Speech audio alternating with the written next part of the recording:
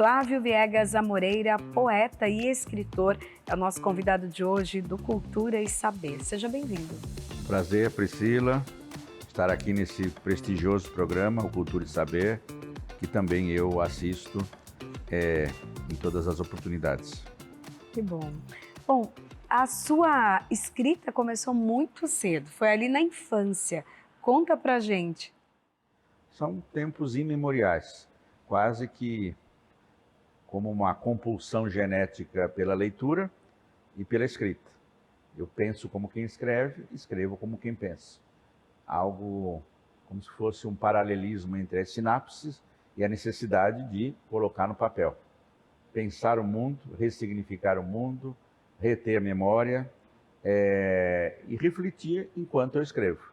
Então, o ato de criação também é, de maneira imediata, um ato reflexivo.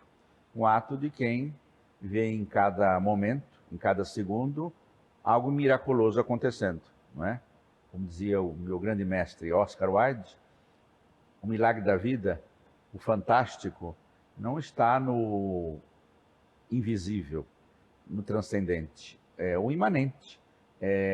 O que é visível é que nos oportuniza o miraculoso. O milagre da vida é a olhos vistos, mas os escritores, os homens de literatura, as mulheres das artes, têm uma apreensão mais profunda, mais aguda desse fenômeno que é a vida. Você disse que tá no DNA, veio no DNA. Como assim? Já era uma prática na sua casa, a leitura, a Não, escrita? se existe algum fundamento genético, deve ser um ancestral muito, muito antigo, não é? Não, mas é algo que eu senti desde sempre. Assim que alfabetizado, eu já comecei a experimentar também esse fascínio pela leitura. A leitura que vive um momento perigoso mundialmente e que precisa ser cada vez mais defendida por políticas públicas e por iniciativa de artistas que precisam compartilhar, não é, desta delícia que é a leitura. E assim que eu também fui desenvolvendo a paixão literária, muito cedo, eu senti, digamos, premido de maneira tranquila, nada dramático, a colocar no papel. Não é? E eu sou de uma geração, cheguei agora aos 60, que nos colégios públicos, eu fui aluno durante muito tempo de um importante colégio público paulista, do litoral paulista, de Santos, o Colégio Canadá, mas isso em toda a rede estadual de ensino, nós tínhamos bibliotecas. Então, a biblioteca foi uma grande companheira. As enciclopédias, que eram a nossa internet, a nossa Wikipedia, não é, de papel, e depois o acolhimento num colégio público de grande nível pedagógico, a possibilidade de conviver num templo, não é? Como diz o escritor Jorge Luiz Borges, se o universo é algo fascinante, é porque o infinito deve ser uma grande biblioteca. E aquela biblioteca foi o meu espaço mágico, não é? O meu habitat dos 10 aos 15, 16 anos. E também eu tive a felicidade de conviver com intelectuais, poetas, escritores de muito mais idade do que o adolescente Flávio, que também me relataram, não é, a paixão, não é, da leitura, da literatura, como algo inevitável e que deve ser estimulado através do quê? Ler, ler e ler. O escritor tem como matéria-prima o mundo, não é? Não como um artista plástico que logo cedo está envolvido com as cores, uma bailarina com o palco e com a técnica ininterrupta, um pianista que faz um curso de 9 anos e vive ali completamente envolvido com o instrumento, com o piano. O artista não, o artista é artista, ou melhor, o escritor é escritor 24 horas. Eu sou escritor enquanto sonho, o escritor é escritor no delírio, o escritor é escritor, logicamente, quando imagina, quando intui. O escritor é escritor full time, não é? E isso nos lança numa rede num trapézio, não é? Num exercício de malabarismo sem rede de proteção. Qual é o instrumento do escritor? É a vida, são os personagens de cada esquina, e, obviamente, os livros. Uhum.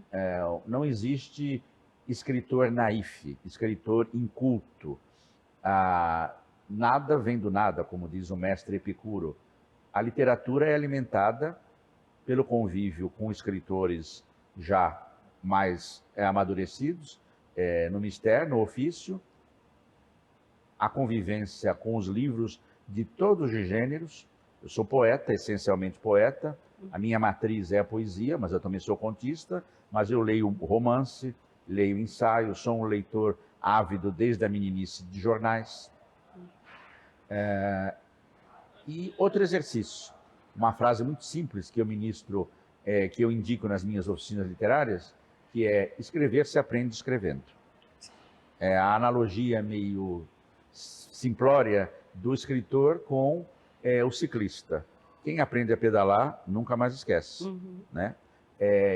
Então, o modus operandi do escritor é um bloquinho de notas na mão, a caneta e observação do mundo. A nossa matéria-prima é o mundo como ele é dado. Observação constante, anotação no ônibus, no metrô, numa composição de trem, um bloco de notas para anotar os sonhos também são formações literárias, desde a psicanálise do Freud. É óbvio que a formação onírica dos nossos sonhos também tem uma construção altamente plástica, poética, literária. Uhum. Aquilo que eu chamo de escritor absoluto. O escritor precisa ter ganha-pão, o escritor precisa pagar as contas, mas ele, dos artistas, ele é o mais envolvido constantemente com o seu ofício. Uhum. Eu comparo muito o trabalho do escritor, Priscila, com o trabalho do ourives. É um trabalho de minúcia, é um trabalho de observação e é um trabalho de conexão. Escrever é estabelecer conexões. Então, eu sou um profundo admirador e consumidor, no melhor sentido da palavra consumo, de cinema. Uhum. O cinema alimenta muito a literatura, não é? As artes plásticas, a música. O escritor é sinestésico. Ele tem uma sensibilidade aguçada, ele reflete muito, pensa obsessivamente. Quando vai colocar no papel, ele apenas expressa aquilo que ele já vinha elaborando mentalmente durante muito tempo. Então, um livro, um poema, um conto, é a ponta de um imenso iceberg com uma base de observação do mundo, do universo, da vida, de longo tempo antes da consecução daquilo que você escreve. Uhum. Não é? E sempre foi a poesia, desde muito novo? Não, não só a poesia. Mais um fator geracional, eu fui consumidor, eu fui leitor, quanto mais de literatura infanto-juvenil de altíssima qualidade. Então, é inevitável, Monteiro Lobato, a geografia para crianças, história do mundo para crianças, a vida de Hans Staden, um personagem internacional que viveu no litoral paulista, através do Monteiro Lobato relatado. Depois, a leitura de verbetes de dicionários e enciclopédias. Eu tenho uma ligação, digamos que quase que de desejo com as palavras. Então, o universo dos dicionários, o desenho, a plasticidade de um conceito, de um termo, a cor de cada palavra, não é? O cromatismo de cada expressão. Então, os dicionários me foram muito enriquecedores. Até hoje, eu frequento dicionários, principalmente etimológicos, a raiz das palavras. Depois, as enciclopédias. As enciclopédias que eram muito comuns, Priscila, nos anos 60, 70, vendidas de porta em porta, o Clube do Livro, e também em fascículos nas bancas de jornal. Foram minhas grandes companheiras de pesquisa, de fonte de informação e de inspiração para as primeiras crônicas, os primeiros textos. E depois, já na literatura adulta mais precoce, eu descobri um autor, digamos que o maior escritor em prosa do século XX, podemos considerar um dos maiores, Franz Kafka, através de uma tradução, de novo, do Clube do Livro, que foi muito importante para as nossas gerações, da novela A Metamorfose. Então, a novela A Metamorfose de Franz Kafka foi um divisor de águas. A ideia de um menino, de um homem, de um jovem que se torna um inseto, uma barata, não é? E que expressa a estranheza do artista, no caso, a estranheza do escritor Franz Kafka, que acabou, digamos, espelhando a minha visão de mundo também. Alguém que tem a necessidade constante de ir a fundo. A sua pergunta é muito importante. Eu fiquei dividido com um outro poeta, que também eu descobri aos 10, 11, 12 anos, com temas adultos, mas que me captou, que foi Carlos Drummond de Andrade. Aí nós temos um momento indeterminado do escritor jovem indo para adulto, para adolescente, de escolha de gênero, não é? Eu me percebi, digamos, visceralmente poeta. Até nos meus contos eu também sempre tenho uma pegada de grande lirismo. Então, digamos que a minha matriz, a minha nave-mãe, o meu dom, que até nos outros gêneros, suportes literários, eu exerço, é a poesia. Nas crônicas, para jornais, e também nos meus contos. Eu só tenho um romance que também tem uma marca forte dessa poeticidade. E quero lembrar de uma grande escritora que hoje, quase, quantos anos? 40 anos da sua morte, realmente tem a dimensão da sua grandiosidade, mas na minha época ainda não era tão disseminada a figura da Clarice Lispector. Clarice Drummond e Franz Kafka foram meus iniciadores na literatura adulta. Aí, escreveu durante a infância, adolescência, juventude, mas a coragem para publicar um livro surgiu ali aos 30 anos. Ótima pergunta. O que eu também costumo sempre abordar com os alunos e alunas de oficina. Literatura exige maturidade. O escritor só começa a, digamos, desenvolver mais ímpeto, coragem e vontade de ser editado, de dar a cara a bater, quando o jogador de futebol ou a bailarina começam a pensar em parar. Por quê? Porque você pode ser um virtuoso do piano com 10 anos. Você pode ser um artista plástico bem mais jovem, aos 15, 20 anos. São artes que são elaboradas através de técnica. Logicamente que o conteúdo, até para um músico, o conteúdo intelectual é importante. Mas o escritor não. O escritor precisa de lastro, precisa de estrada, precisa de janela e precisa de muita leitura, precisa de muitos, digamos, mestres que o inspirem. Então, vamos lá. José Saramago só editou seu primeiro livro aos 58 anos. Foi Prêmio Nobel de Literatura aos 82. Manuel de Barros, que eu reputo um dos maiores poetas do Brasil, do século de 20 para cá, começou a editar os seus livros aos 70.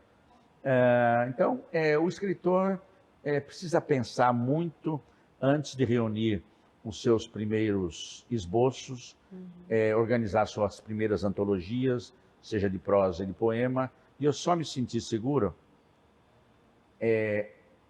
nesta idade marcante dos 30 anos. Aí eu comecei a reunir realmente os meus poemas, através de uma grande editora brasileira, editora Sete Letras, até hoje, uma das maiores reveladoras de talentos da nossa literatura contemporânea, editora Sete Letras do Rio de Janeiro, que editou 5 livros. Aí eu praticamente não paro de editar quase todos os anos, mas meu primeiro livro foi Mar Alto. O segundo, A Biblioteca Submergida. O terceiro, Escorbuto, Cantos da Costa. Os 3 livros de poesia, antologias. O primeiro, uma reunião da minha ligação profunda com o tema marítimo. Eu sou um poeta do mar, Mar Alto, inspirado no Drummond. O segundo foi um livro inspirado numa canção do Chico Buarque de Holanda, que é Futuros Amantes, A Biblioteca Submergida. O terceiro livro é um livro com uma pegada muito vanguardista, inspirada nos poetas concretos, Haroldo, Augusto de Campos, chamado Escorbuto, Cantos da Costa. O meu quarto conto já é um livro de contos, contos curtos, contogramas, não é? E o quinto livro, todos pela editora Sete Letras. O quinto livro é um romance, Eduardo, o Ele de Nós, inspirado, foi o primeiro romance brasileiro inspirado no drama do 11 de setembro, visto por um brasileiro, a tragédia do World Trade Center. Então, esses foram meus livros iniciais. Depois eu comecei a editar mais poemas, não é? Por editoras de Curitiba, de São Paulo, do Rio, algumas internacionais, e não parei mais. Vamos falar um pouquinho desse Apesar de Você, Eu Conto. É um livro de contos, né? É um livro de contos, mais uma inspiração de uma canção de Chico Buarque de Holanda. Apesar de Você, amanhã há de ser outro dia. Esta canção, uma canção de resistência contra a ditadura cívico-militar. E, na verdade, esse livro, Priscila, é uma reunião de contos escritos nas terríveis noites, para todos nós, de solidão e isolamento na pandemia de 2020. E toda noite eu escrevia um pequeno conto, eu pensava no tema, ia direto para uma rede social e deslanchava contos que dariam uma página, 2 páginas. Passados 4 meses, 6 meses mais ferozes da pandemia, eu imaginei, meu Deus, eu tenho um livro pronto. Então, a literatura, mais uma vez, me salvou do desespero em tempos pandêmicos. E depois eu editei estes contos feitos diretamente para a internet, contos internéticos, que foram muito lidos por colegas, amigos de rede social durante o período.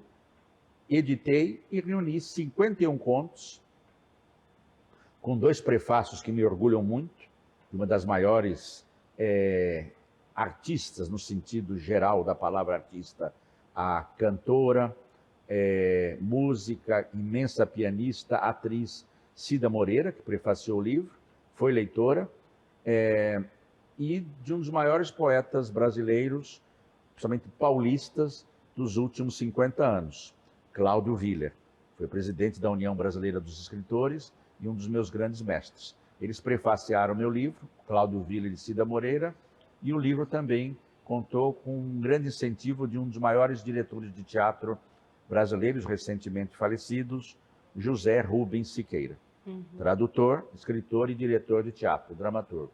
Eu tenho uma profunda ligação também com a dramaturgia, paixão pelo teatro, né? Nesse casamento de arte com arte. Então, o livro tem como tema, digamos, como pano de fundo, como cenário, eu sou um homem do mar, eu sou português de total ascendência, nascido em Santos, não é?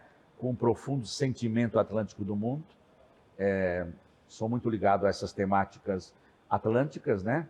Mas tenho uma outra paixão, que é a cidade de São Paulo, onde eu desenvolvi e tive a grande oportunidade de ser reconhecido enquanto escritor, além das fronteiras litorâneas. Então, cada conto desse diz de uma São Paulo mítica, a São Paulo do Teatro de Arena, a São Paulo do Teatro de Oficina, a São Paulo da Bela Vista, a São Paulo da Vila Madalena, a São Paulo cortada pelo metrô, não é? A visão literária que eu tenho do metrô, a São Paulo dos perseguidos políticos, a São Paulo aqui, próximo à Assembleia da Rua Tutóia. Então, é um canto de amor à minha geração, dos anos 70, 80, que também teve que se defrontar com alguns fenômenos mundiais que nos impactaram. Então, esse livro foram 4 momentos que impactaram o escritor Flávio. A chegada do homem à Lua, 69, a queda do Muro de Berlim, e digamos que a implosão provisória do sonho socialista, o advento da AIDS, que teve uma repercussão no mundo artístico imensa, e na literatura nós tivemos grandes perdas, não é? Como Caio Fernando Abreu, e depois o World Trade Center.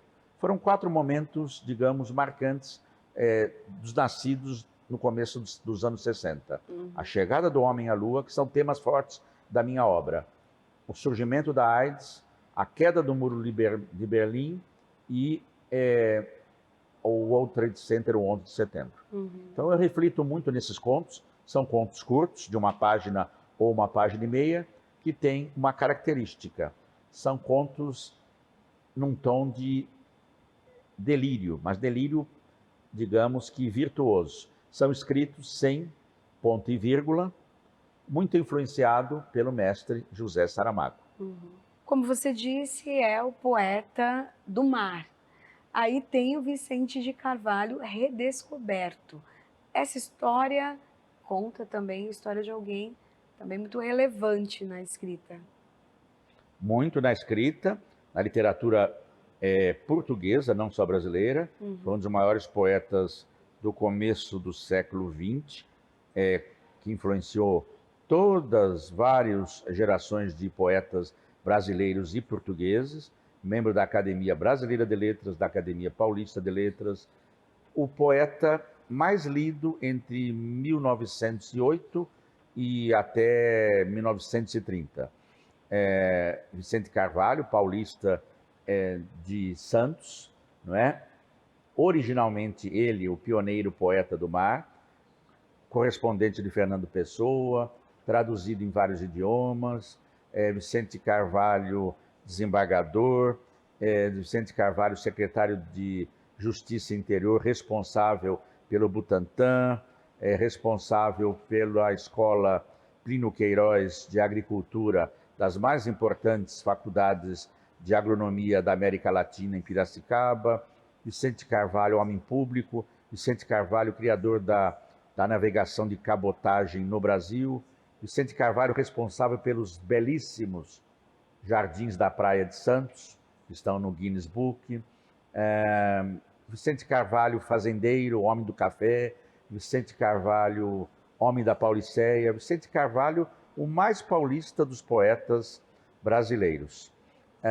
Mas Vicente Carvalho, que com uma obra, Poemas e Canções, de 1908, com o prefácio do seu grande amigo Euclides da Cunha, consegue se notabilizar entre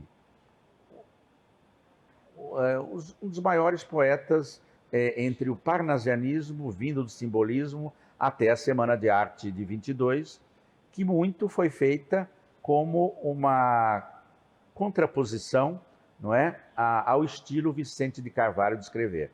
O Mário de Andrade tinha imensa admiração por Vicente Carvalho e, antes de ser modernista, escreveu um livro de poemas, há uma gota de sangue em cada poema, dedicada ao mestre Vicente Carvalho.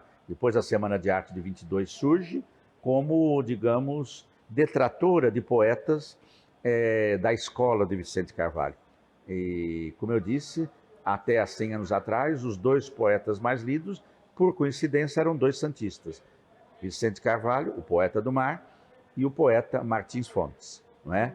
E uma peculiaridade, o Vicente Carvalho teve 14 filhos que chegaram à fase adulta.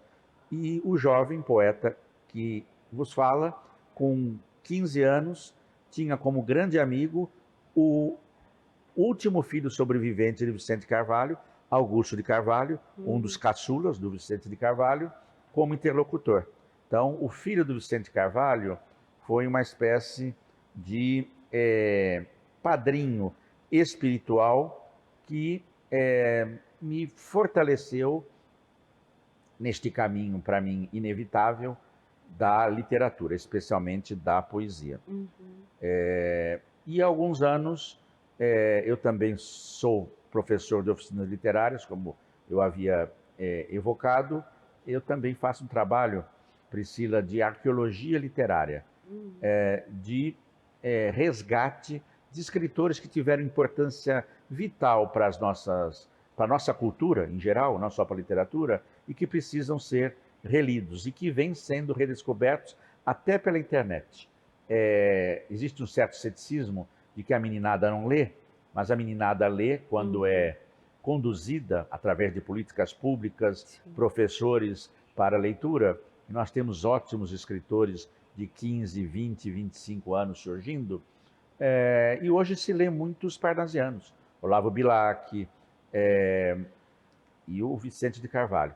Então, eu me senti, digamos, na obrigação feliz de agradecer o quanto a família de Vicente Carvalho, que foi cunhado de Júlio Mesquita, o criador do jornal Estado de São Paulo, e que tem uma imensa história com a Assembleia Legislativa, com a vida pública paulista, de reeditar o Vicente Carvalho. Então, eu fui reeditado com o apoio da Universidade Santa Cecília, a Unisanta, importante universidade brasileira, com o apoio da Fundação Arquivo e Memória de Santos. Eu dirijo a Casa de Culturas de Santos. Nós queremos lá implementar um trabalho da mesma dimensão da Casa das Rosas de São Paulo, onde também eu militei.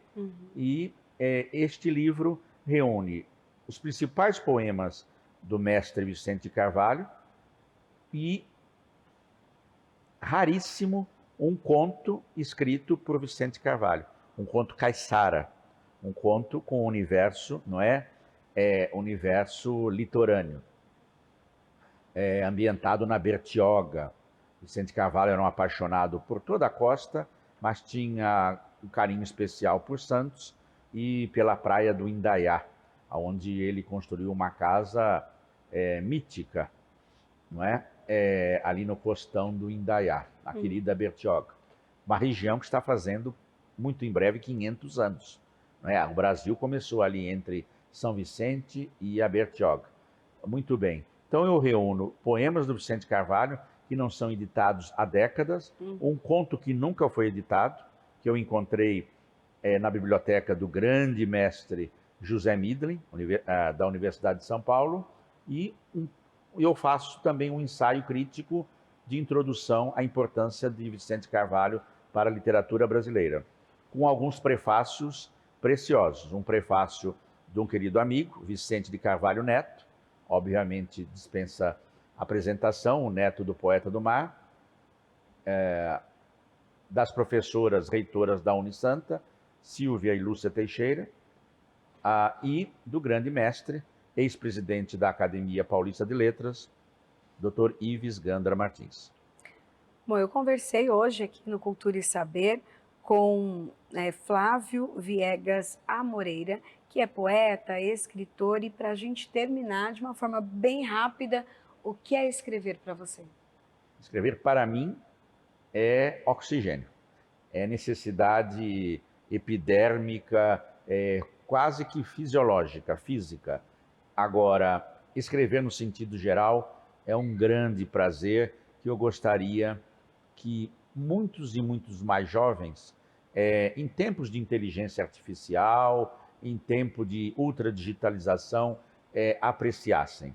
Não vai haver, durante muito e muito tempo, décadas e décadas pela frente, digamos, a obsolescência, a precariedade da escrita. A escrita e a leitura, que são irmãs siamesas, são imprescindíveis para a manutenção daquilo que nós chamamos de humano, demasiado humano. A minha grande preocupação no mundo embrutecido pelo excesso de digitalidade é o enfraquecimento da linguagem, do vocabulário, da palavra, especialmente destes dois prazeres, o prazer da escrita e o prazer da leitura. Escrever é ressignificar o mundo. Escrever é reinventar o milagre da vida. Muito obrigado, Priscila. Eu que agradeço, parabéns pelo trabalho. Muito obrigado.